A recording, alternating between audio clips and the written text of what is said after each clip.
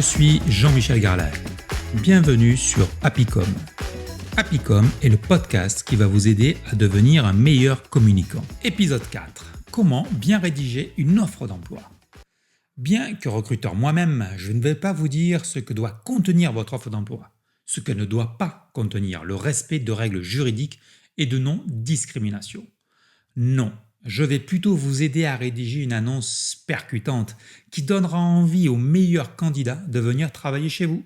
Car je suis au regret de vous dire, mais non, les candidats ne rêvent pas de venir postuler dans votre merveilleuse entreprise. Sauf si j'ai bien sûr la chance d'être écouté par Xavier Niel ou Eric Schmidt. Si c'est le cas, mettez-moi un petit commentaire. Alors, ici, notre tâche, ou plutôt la vôtre, va être laquelle? Eh bien, d'éviter que votre annonce ressemble à toutes les autres. Et oui, il va falloir éviter de faire un copier-coller de l'annonce du voisin. Vous l'avez déjà fait? Oh mon Dieu! Mais pourtant, depuis le primaire, on vous dit qu'il ne faut pas copier sur son voisin. Vous pourrez vous en inspirer si son annonce est vraiment géniale. Mais seulement vous en inspirer. Vous, ce que vous allez faire, c'est transpirer. Alors, transpirons ensemble. Vous allez devoir marketer votre annonce. Oui, vous avez bien entendu, marketer. Pourquoi? Car il faut considérer le candidat comme votre client. Qu'est-ce qu'il veut acheter ce client? Une place de choix dans votre superbe entreprise. Allons séduire notre client. Pour le titre, mon conseil est de rester le plus simple possible et d'utiliser les mots-clés recherchés par les demandeurs d'emploi. Évitez ici l'originalité car les candidats pourraient passer à côté de votre annonce. Passons au gros morceau, votre entreprise.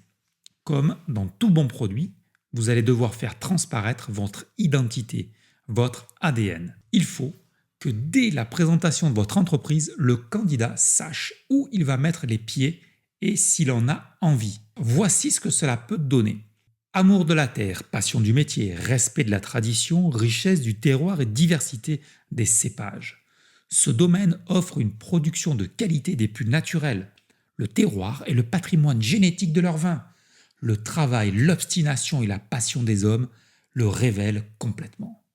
C'est tout de même mieux que château à proximité d'un site balnéaire au cœur de l'appellation Côte du Roussillon de tant d'hectares et dans lequel de ces deux domaines voulez-vous le plus travailler? Lequel de ces deux domaines vous ferait le plus rêver? Ensuite, il va falloir donner du sens à l'emploi, à la mission que vous allez confier à votre futur collaborateur. Pour commencer, pensez à l'impliquer en utilisant le vous ou le tu. Et surtout, ne faites pas une longue liste à la Prévert pour décrire les missions qu'il devra remplir. C'est l'ennui assuré.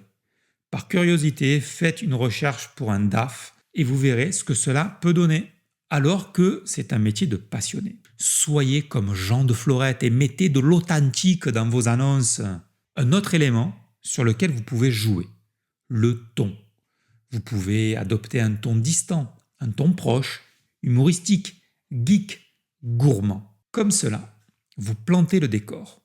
Les candidats qui n'apprécieront pas votre annonce, qui la trouveront soit ridicule, soit trop stricte, soit trop fun, ne postuleront pas.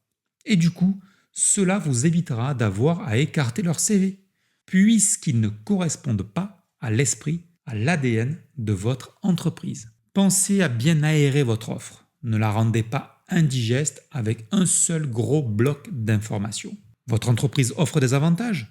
Oui, alors mettez-les en avant. Vous aurez un facteur différenciant par rapport à la concurrence. Car oui, vous avez de la concurrence. Vous n'êtes pas le seul à recruter la perle rare. Vous avez la possibilité de mettre des images.